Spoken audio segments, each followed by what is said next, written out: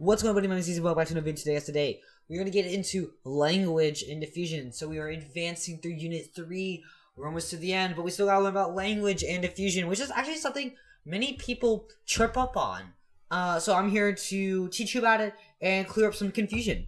So let's get my little red marker out here. Okay, so language, it's just what we speak.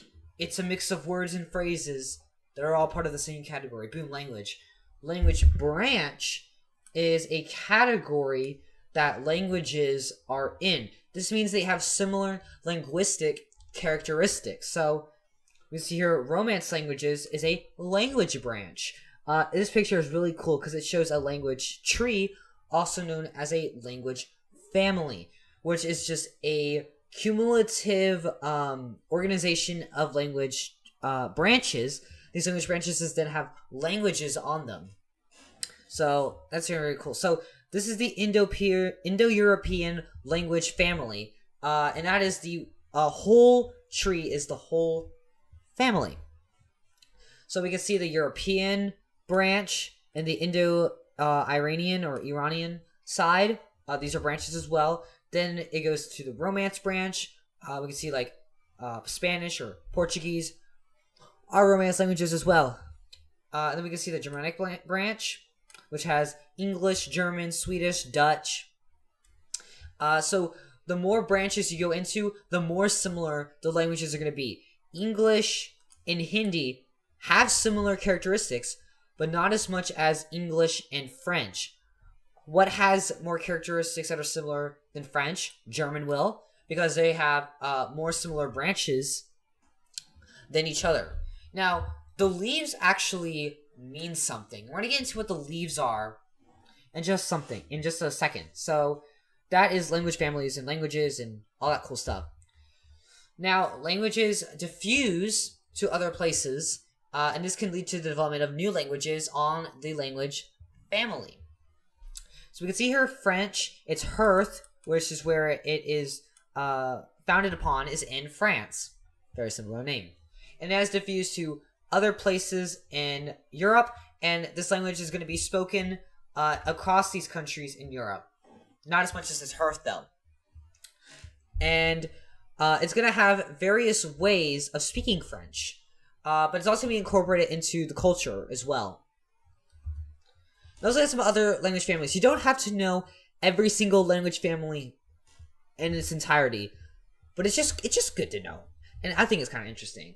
So Sino-Tibetan is a language family, and we can see here it is very popular in East Asia. The hearth, which I'm actually going to do in purple, is here in China. So that's the hearth. I'll write that there. My music is very loud, and that might be distracting me a little bit. That's okay. So that is the hearth, and this language kind of diffused around its hearth. So is the French. It diffused a lot around its hearth, but the farther you got away, the less French you see. So we kind of see some distance decay there.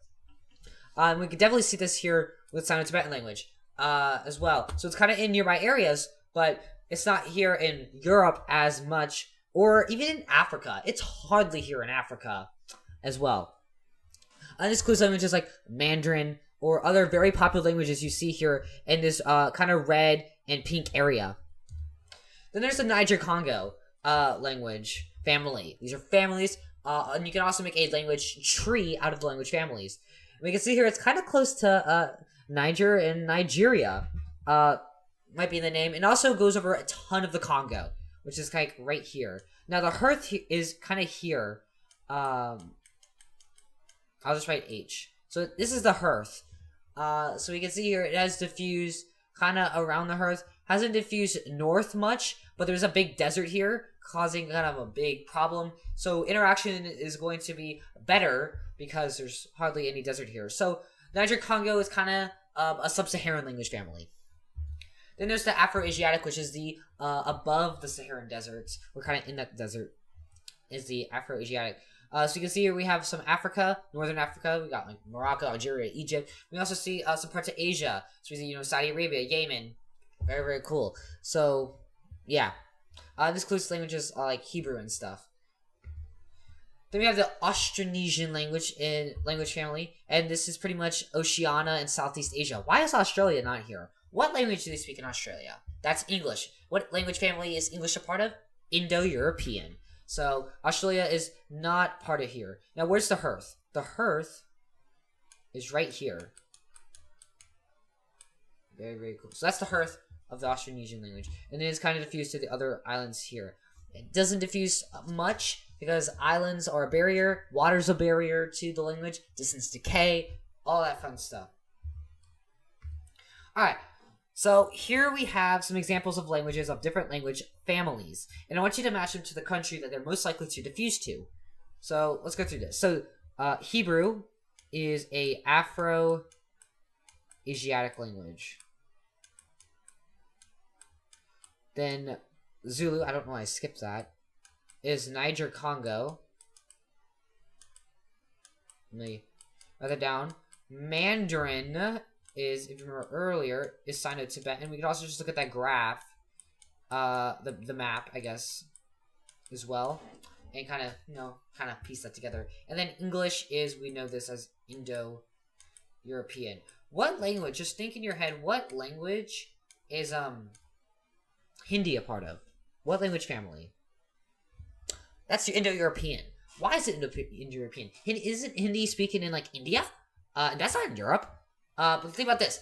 Britain has previously colonized in India. If you remember my historical causes of diffusion video. So India had colonization by an Indo-European speaking country. So they're going to have similar cultural elements because of that past colonization. Alright, that question's over. Now let's get back to our matching. I'm going to put this in white. Alright, here we go. So, what country is Zulu most likely to diffuse to out of the 4? Well, it is Niger, Congo. Is there any sub-Saharan African countries here? Yes, Angola is. So it's going to most likely diffuse here to Angola because none of these other countries are even in Africa. A good AP human trait is to know where your countries are. So what about Hebrew? Sorry, Egypt's in Africa. I'm a moron. Yeah, know your countries, guys. I'm not an AP human anymore, so I forgot where my countries are. Okay, Hebrew, Afro-Asiatic. So we're going to kind of see Southwestern Asia, Northern Africa. That's not really Sub-Saharan. What countries are there? Hungary, that's in Europe. Myanmar, that's in South Asia. So Egypt, which is in Northern Africa. Some considered to be part of the Middle East. Hebrew is going to go there. What about Mandarin? Well, Hungary is in all the way out in Asia, but Myanmar is still in Asia. So it's going to be closer to China. And that closer proximity leads to more interaction, distance decay.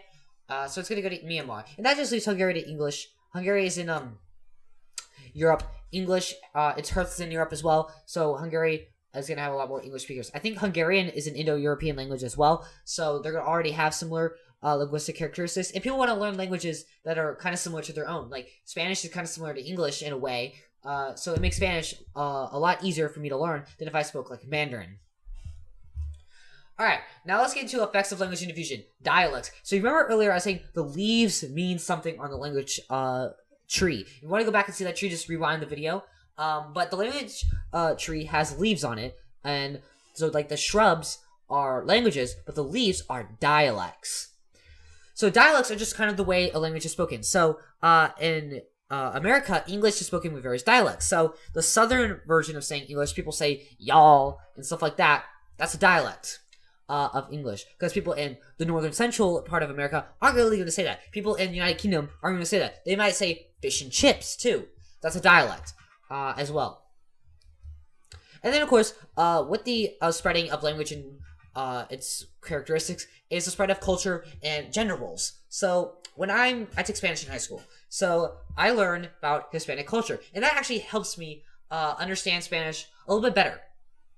So when you're learning a language or you're being introduced to a language, you're also going to probably be familiar with some of its culture or learn about its culture while you're learning about it. So that's going to lead to you learning about the other culture and learn about the gender roles of that culture as well. So I know about the respect people have in Spanish to the elderly, which we don't really have in our language in English. So that's kind of cool as well. And yeah, that's the end of the video. Thanks so much for watching. There's an FAQ screen if you want to do it. There's some videos that I suggest you watch. So very, very cool. The next one is on religion and diffusion. That's actually a really cool video because there's just There's a lot to know, but it's really cool to learn about these different religions, where they diffuse to, and we're going to learn about very few characteristics about them because you don't have to know much. We're going to learn some characteristics about them as well. Please like, subscribe, it really does help me out, and it's free. And yeah, I'll see you guys in the next video. Adios!